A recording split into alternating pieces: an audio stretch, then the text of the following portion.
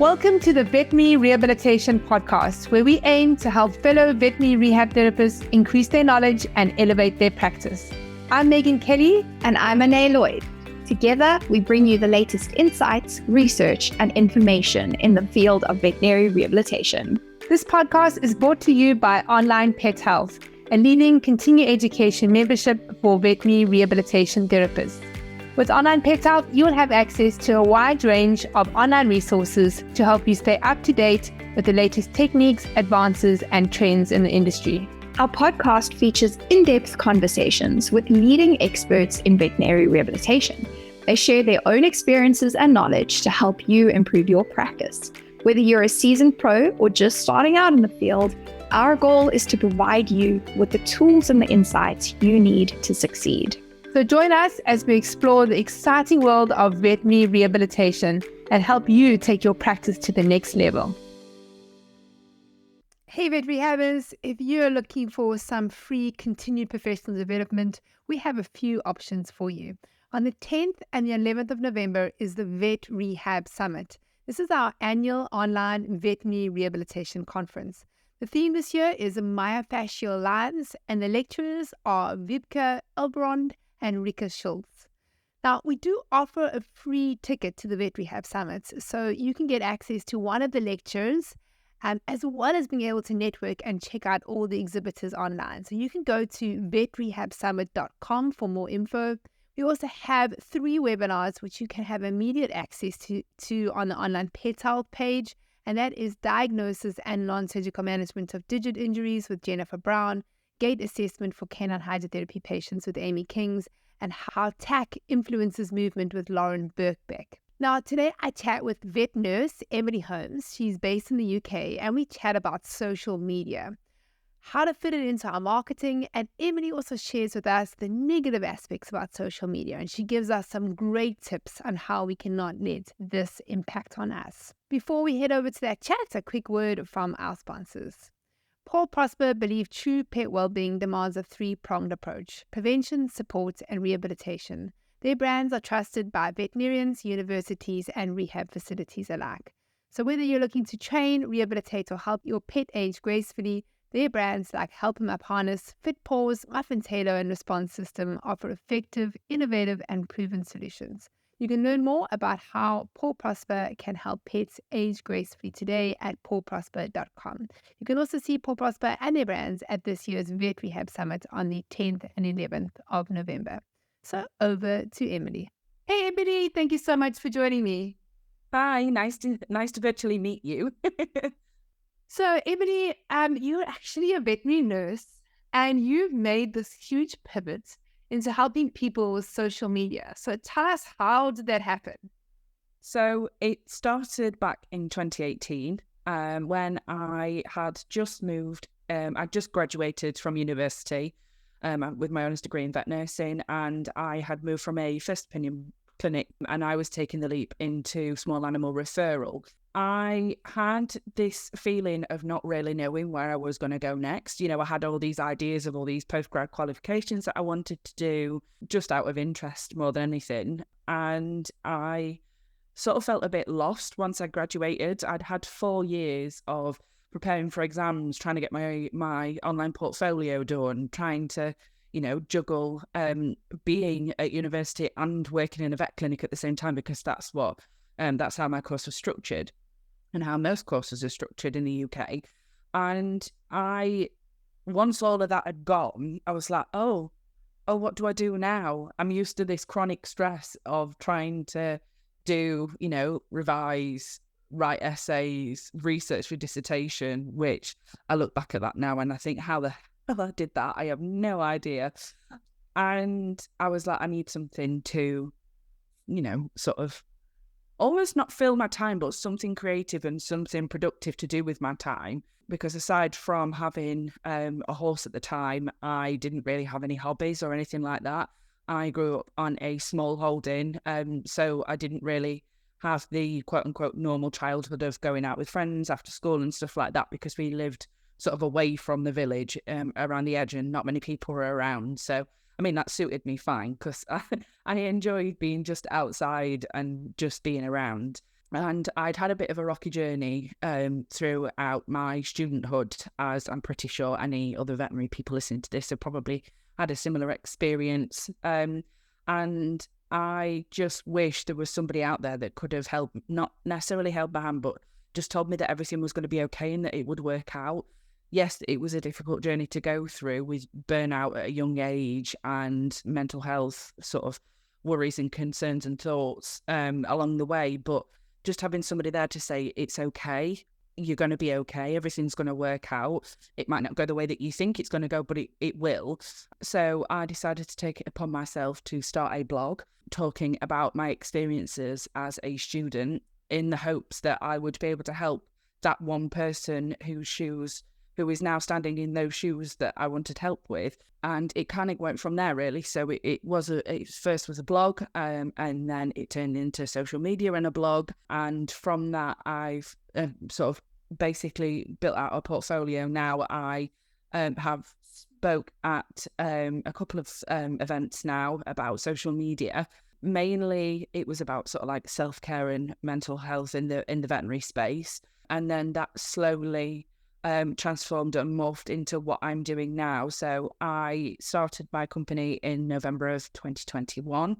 It's called Empowering Media Services, and essentially it's helping veterinary-based businesses sort of with their social media, whether that's because they don't understand it, they don't have time, or they know that they should be doing something, but they haven't got the capacity to be able to add that to their plate. So I'm there basically as an extra set of hands to help them gain a presence on social media. And in some ways have some fun along the way. Yeah, I mean, I think it's one of those things where if you don't know what to do and then you don't have the time, there's just that complete overwhelm, and then you just do nothing, right? And you think, oh, well, next week or tomorrow I'll post something. And then you don't. You think, well, I haven't posted for the whole week. It's not going to make a difference if I only post next week. And I think that that's what happens to a lot of veterinary professionals that have businesses. They don't know what to post. And if I think about the vet rehabbers, often they'll say to me, they'll sit there and they'll be like, what can I post? What can I post? And they'll probably spend half an hour thinking about what they can post. And then they'll upload a picture, write something, and no, delete it. Do it again. They'll spend an hour and then probably not even post the picture and post the post in the end because they think, well, that's stupid. Like, I'm just posting for the sake of it. So there is just so much overwhelm. And I think, if you're not sitting behind a computer all the time and you're not on social media, we as professionals are treating animals, and we're not online. We're hardly online. The only time we're online is on a veterinary software package where we're like adding in all our notes and things like that. So it's not really online, right? We could just be writing notes. And so we're just not exposed to all of that. And so it's so foreign, and we just feel so far, away from all that. It's just easier not to do anything and worry about not doing it. So, I mean, what are the main struggles that you come up with your clients? I mean, you've mentioned a few. So one is time, not knowing what to do. Do you ever have them just not knowing what to post? What are the other struggles that they have?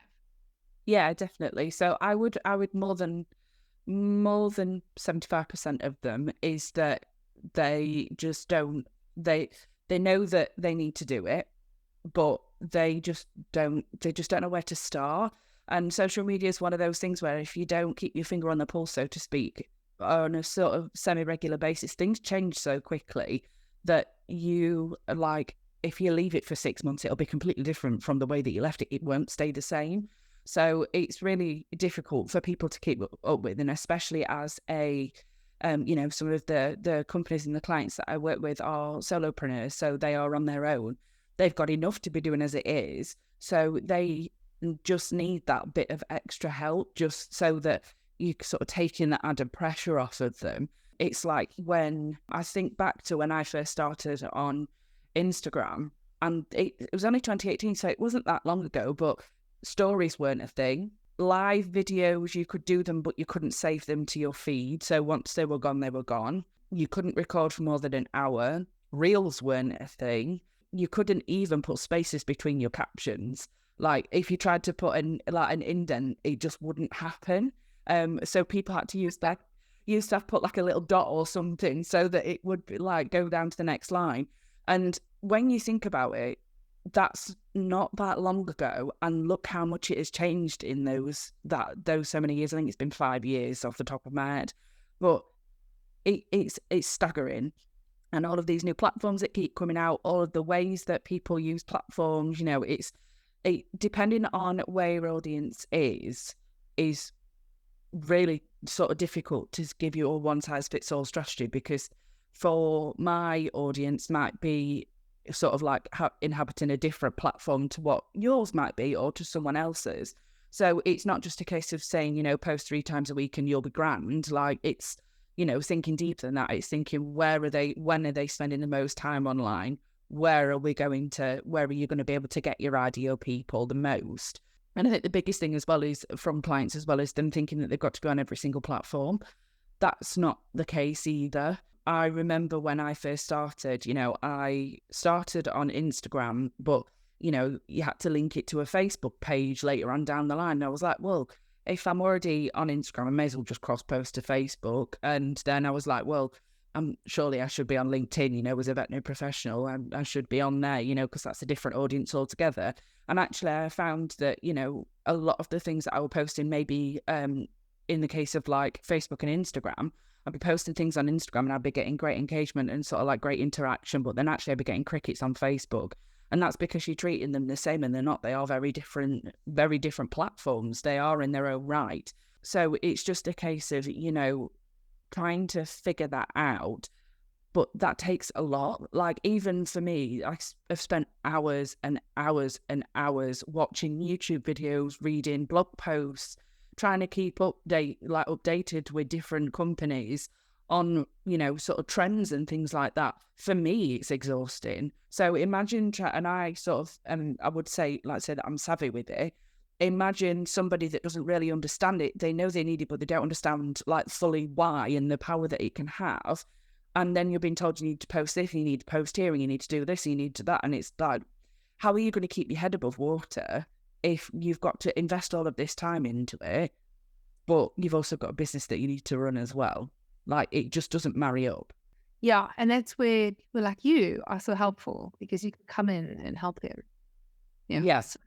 Tell us about the services that you offer. So, I mean, how would it work? Would you go on an online consultation? Because I'm guessing that the people that you help are all over the world or in different parts of the country.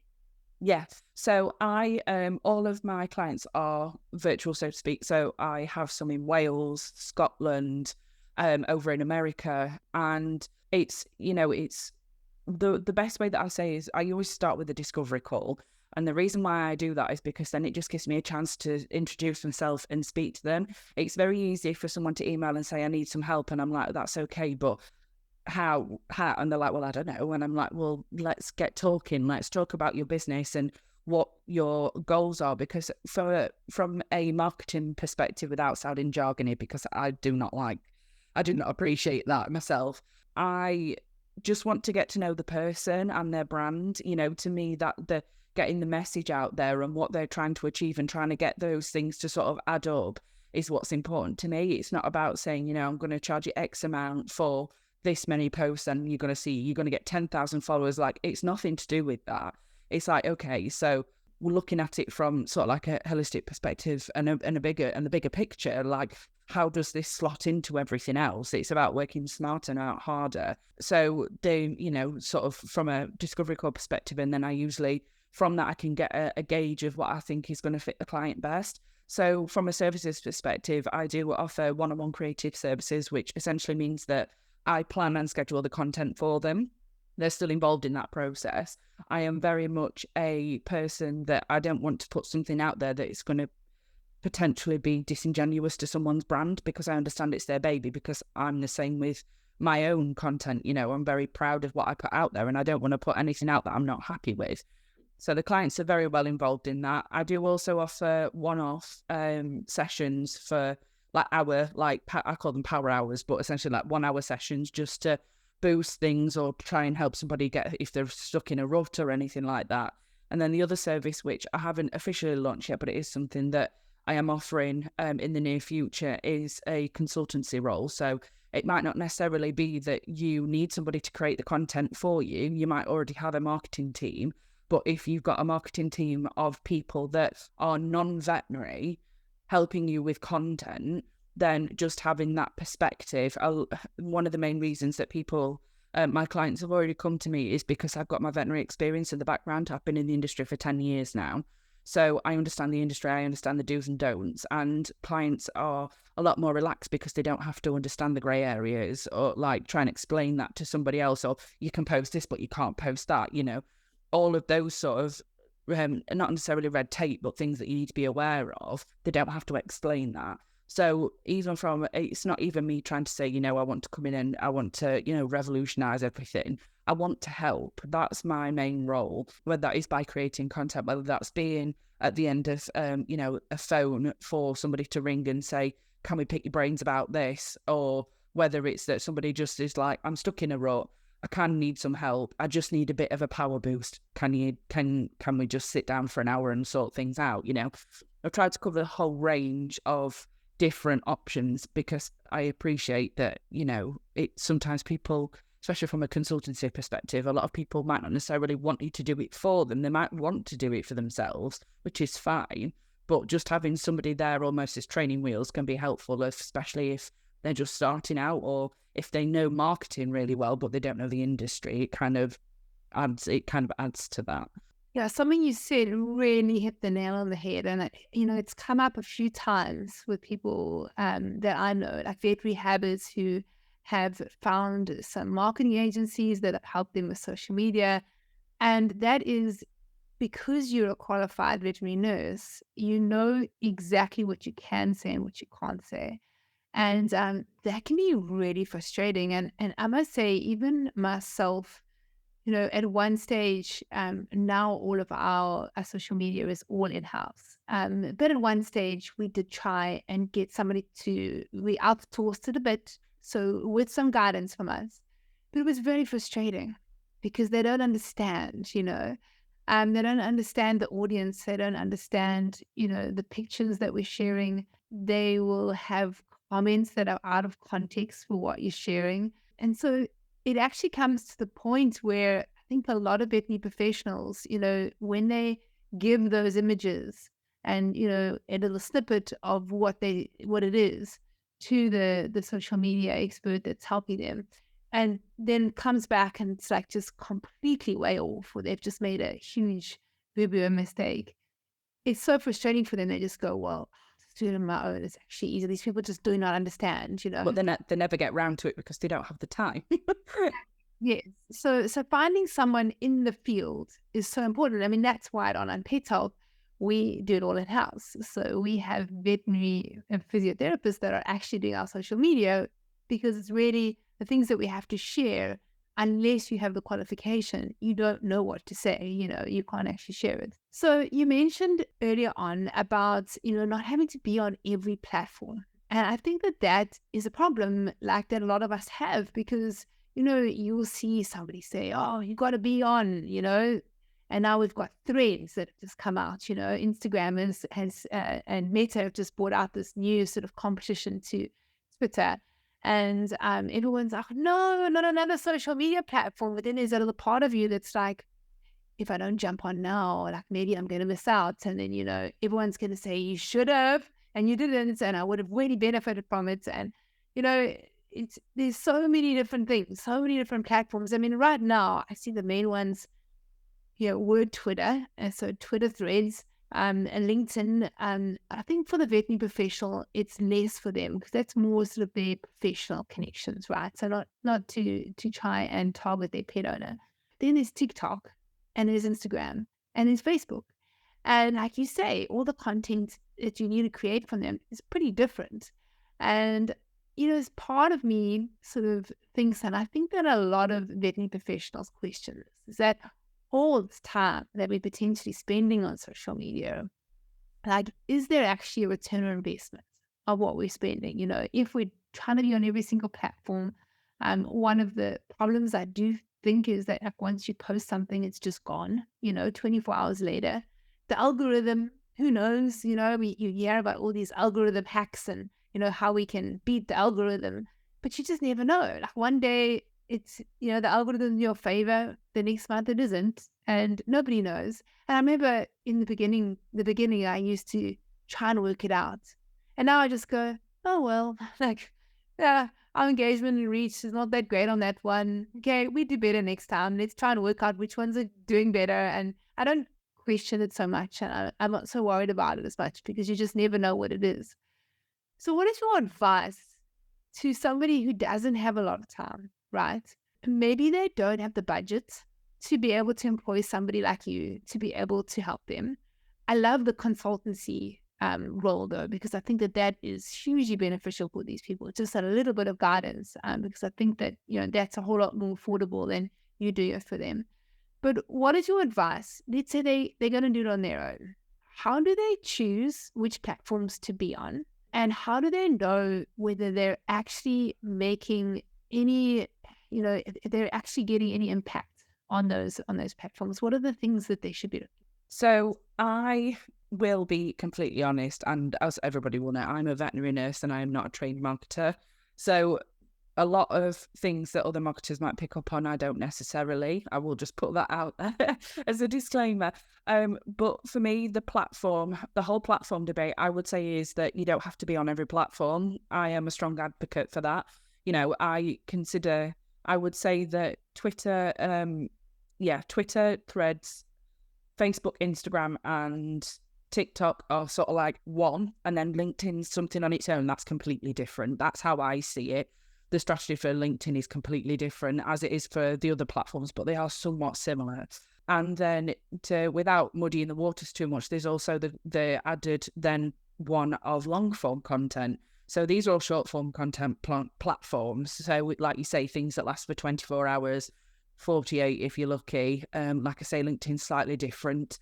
But with blog posts and podcast episodes like this, email newsletters, they're another way for you to be able to get to your audience, but with a longer lifespan, which is a completely different topic. And I could talk about that for a long time. But I would honestly say to pick one or maybe one or two long form platforms, whether that be a blog, podcast, or email, or YouTube. That's also another option. And then I would say at the maximum, 2 social media platforms.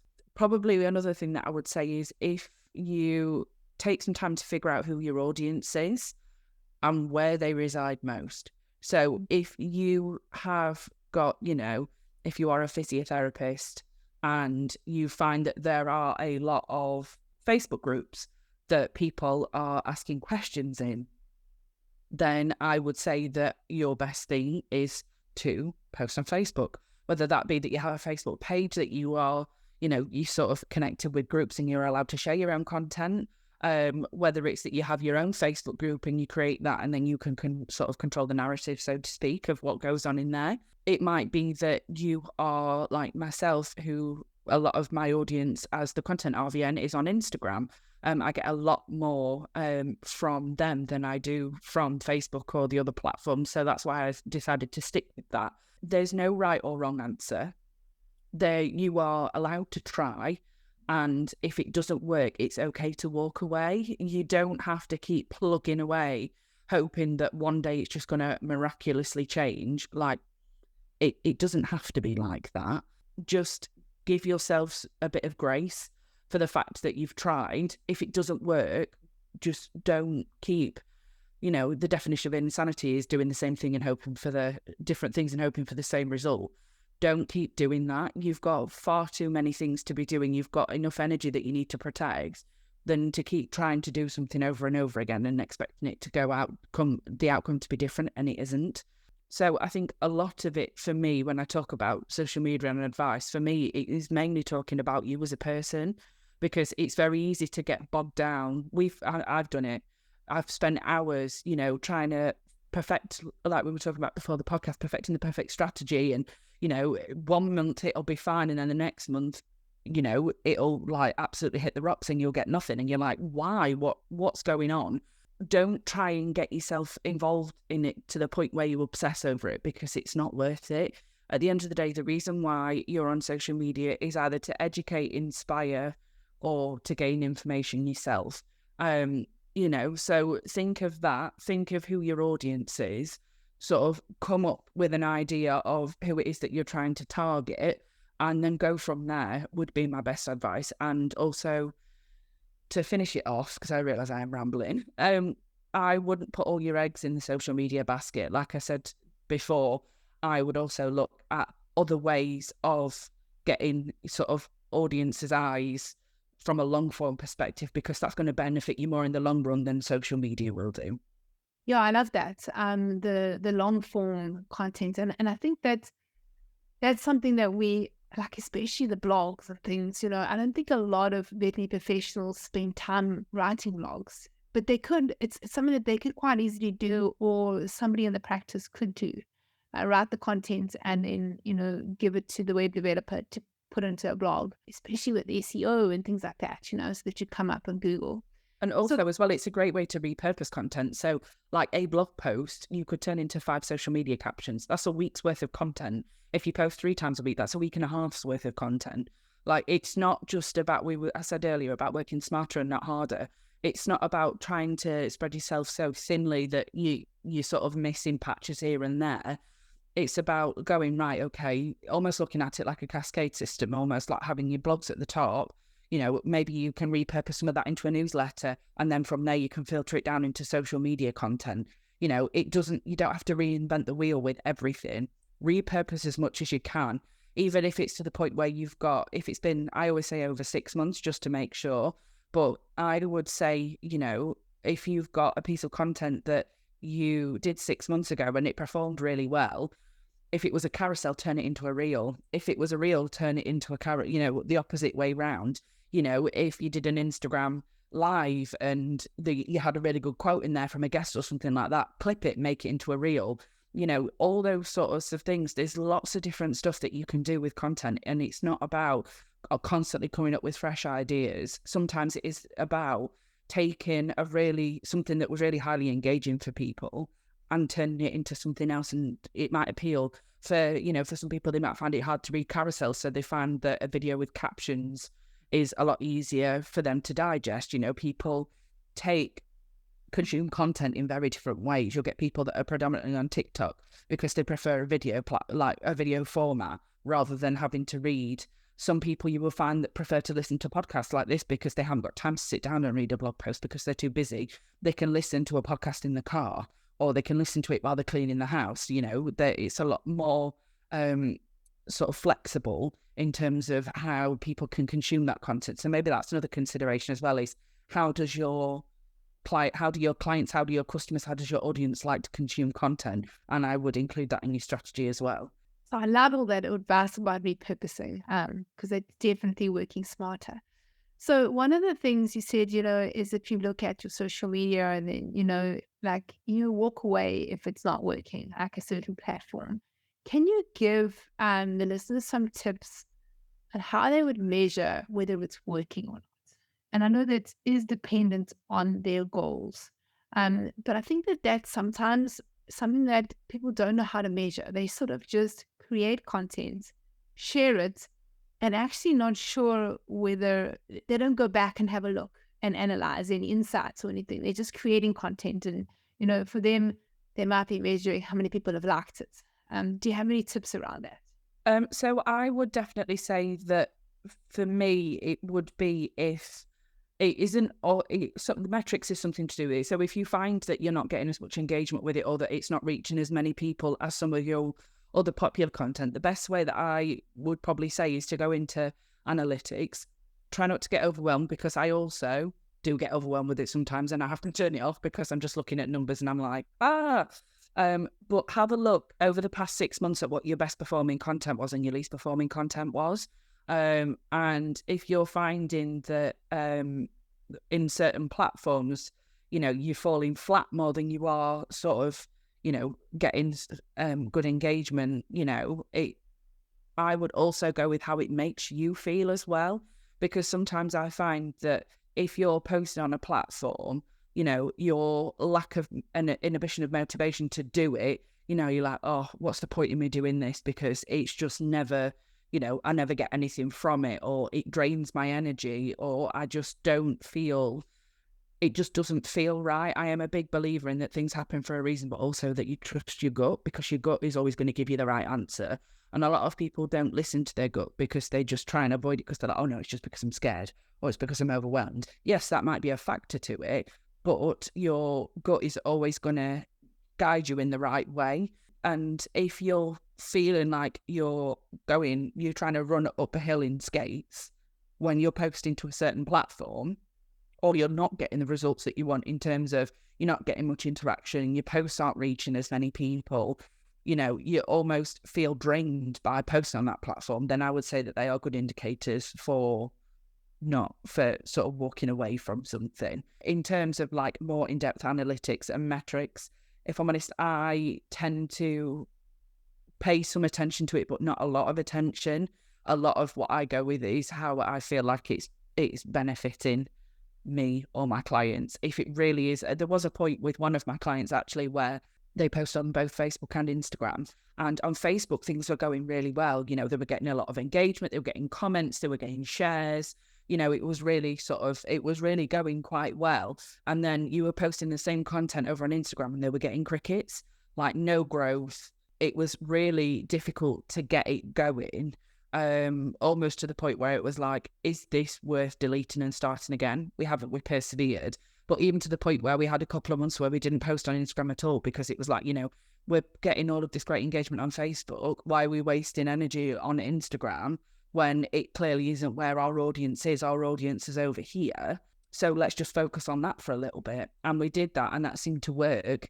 And I think just having that break away from Instagram, having time to be able to reflect and think on, okay, maybe we could try this way. Because sometimes you feel like you're banging your head against a brick wall. And when I say you walk away from a platform, it doesn't mean that it has to be for good. One of the best pieces of advice that I was given by Katie Ford actually was that, you know, you are doing your social media is an option, not a necessity. You know, it's not. There are plenty of people out there that create content. You know, some platforms are saturated with the amount of creators that they've got on there. And whilst you are an individual, you know, if you think about it, there's businesses that have thrived prior to social media. There's some, I know it's not very often that you hear of businesses that don't have websites anymore, but, you know, businesses can function without social media and that kind of digital marketing strategy. It's harder, but if it's not necessary, then don't have to try, as my dad would say, you don't have to try and force a square peg in a round hole. And I am very much like that myself. Like, if it's something that it feels like it's more friction than what it's worth, maybe you need to revisit it. It should slot in easily. It shouldn't be like a grind for you to be able to get to where you want to be. Yeah, you really have to find a way to make it sustainable. Yeah. So that you can continue to do it and you see the results, whether you're educating, if you're educating your current clients, whether you're getting new clients, you know, gathering leads from it.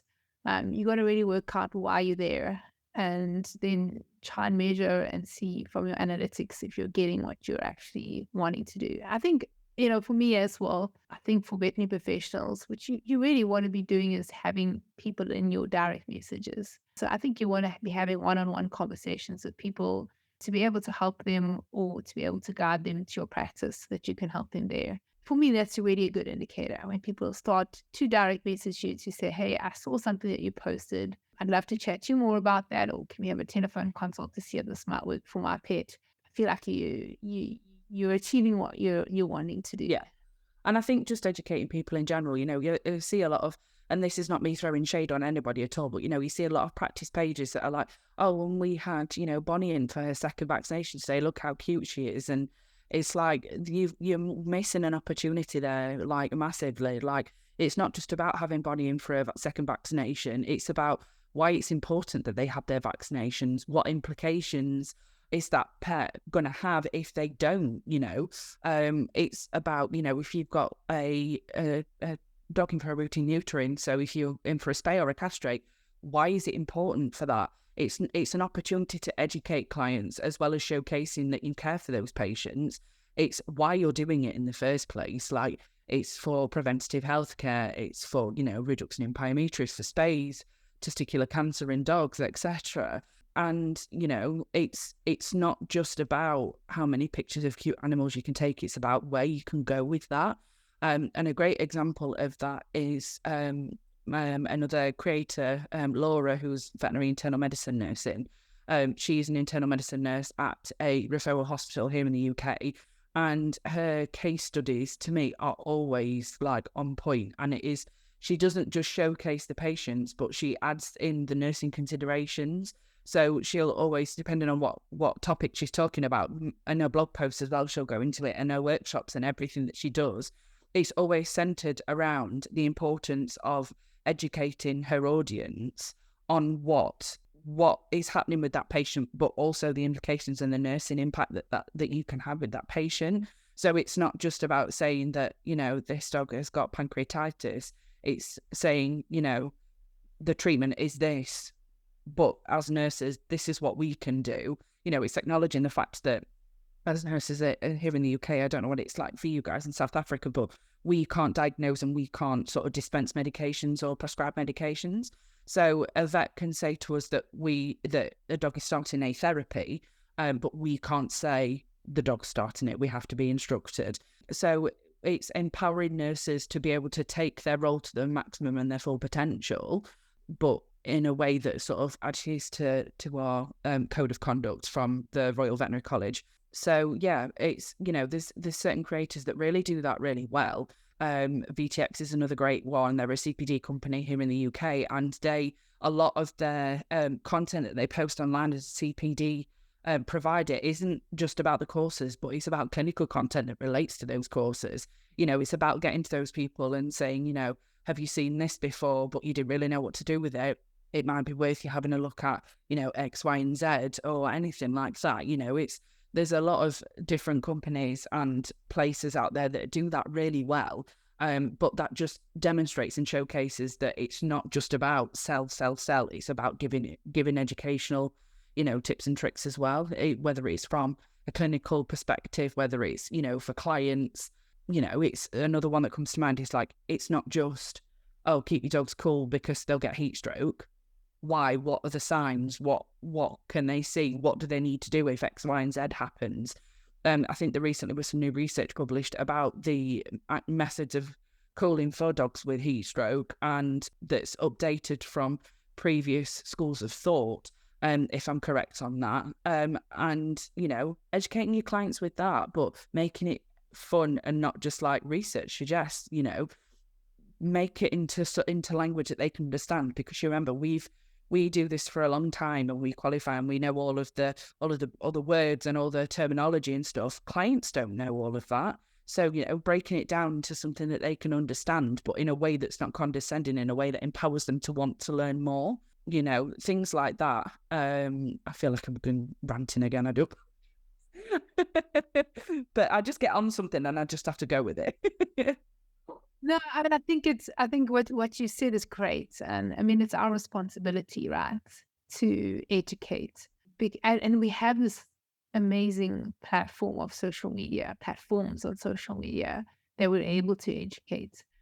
So I think we should use it to our advantage to benefit animals all over the world. So I think it's so important.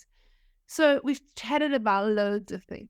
So could we summarize with your top tips for 2023 on social media? Yeah, so I would say it's okay that things change, to adapt. Don't try and, stay rigid. Try and be flexible with your strategy. If something works for a period of time, don't be scared to try and change it. If you feel like you're struggling with everything, I would say definitely seek help if you're able to. There's a lot of things out there, there's Vetstagram and things like that where they're able to give you sort of hints and tips and tools not necessarily that you've got to pay for somebody's services like mine, but there is educational content out there for you to help you in a way that is accessible for everybody. And I would say, you know, talking about sustainability is find what works for you and don't feel like you've got to add to it. Really, like I said, a lot of this is time consuming, and I appreciate with social media it is hard. I used to work full time in practice and run my social media at the same time, so I get it. I understand that it's not as easy as a 2-minute job. You know, you start doing one thing and then you end up in a doom scroll for 2 hours and wonder where 2 hours has gone. But, you know, just try and make sure that you are on the platforms that are right for you, whether that's because you invest some time in your audience, you find that you're gravitating more towards one platform, or whether it's just that, you know, you need to condense things down because you're finding it overwhelming. It's okay that you find it overwhelming. As somebody that creates content for myself and other people, I find it overwhelming. And just know that you're not alone in that, because it's very easy for you to feel isolated and be like, how is it that all these people are thriving and I feel like I'm like really doing bad here? You're not. Sometimes you just go through seasons where it's hard, and sometimes you're going to go through seasons where it feels like you're on cloud 9. But just don't get sucked into the comparison trap as well. I feel like this is these are really big tips, but they're just things that if I was listening to this podcast that I would want to hear from somebody. Great. Thank you so much. I mean, this has been so helpful. And I love all your tips, especially, you know, looking at the sort of emotional aspects of everything, because there is all of that we sometimes forget about. If somebody wants to get hold of you, where is the best place for them to reach you? So I have a website, which is empoweringmediaservices.co.uk. That's one way that you can, there is the contact form on there that you can fill in and it comes straight to my inbox. If you are on social media, then it'll be Empowering Media Services on Facebook. For Instagram, either Empowering Media Services or the Content RBN, either one of those. And yeah, or there's my email address, which is on the website, which you can contact me through as well. But yeah, they're the main ways for people to get in touch if they have any questions. Awesome, Emily. Thank you so much for your time. It's been wonderful chatting. No, thank you for having me. I really appreciate it. Bye for now. Bye. If you enjoyed this podcast, please hit the subscribe button so you get notified every time I load a new podcast. I'm here every week talking to vet rehab therapists from all over the world about all things vet rehab. A big thanks to our sponsor, Paul Prosper. Their sponsorship allows us to be able to give this podcast to you for free. Please go and check them out. You can go to paulprosper.com. Don't forget to bookmark the next Vet Rehab Summit. It's on Friday the 10th and Saturday the 11th of November.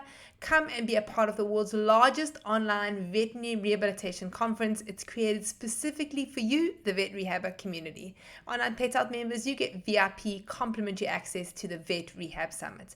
For more information and continuing education for vet rehabbers, you can go to onlinepethealth.com.